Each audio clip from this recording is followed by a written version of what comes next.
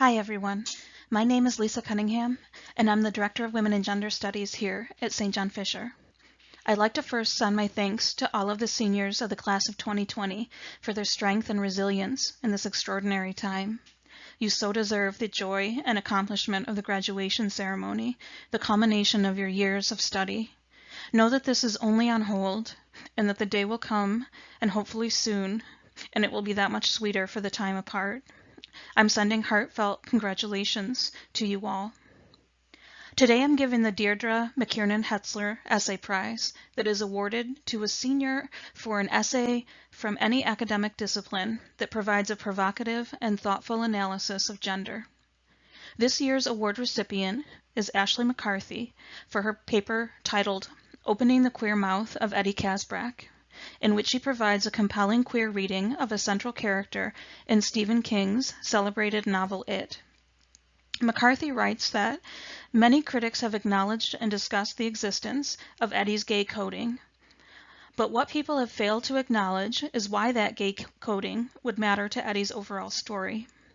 Mostly critics, such as Louis Peitzman in his article It Chapter 2 Reckons with Stephen King's Troubling LGBTQ Legacy, have decided to focus on the validity of said queerness, such as when these moments are presented together, the queer subtext seems obvious, but these are fleeting scenes in a novel that tops 1,100 pages, and King never confirms anything.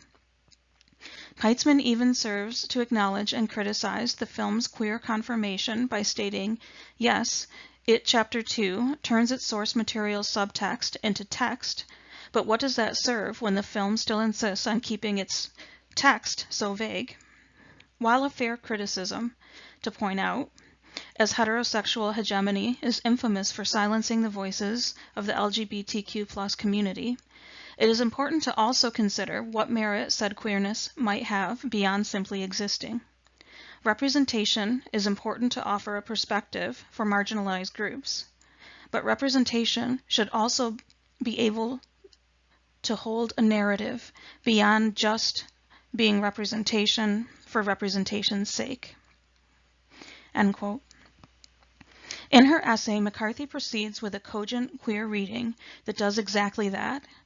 It goes well beyond the question of the simple representation of Eddie as queer to questions of how and why his queerness impact our understanding of the novel and of ourselves. Steve Brower, for whom Ashleigh wrote the paper in the senior capstone course for English, called it a, quote, tour de force, and explained that Ashleigh knew from the beginning that she was going to engage in a queer studies project.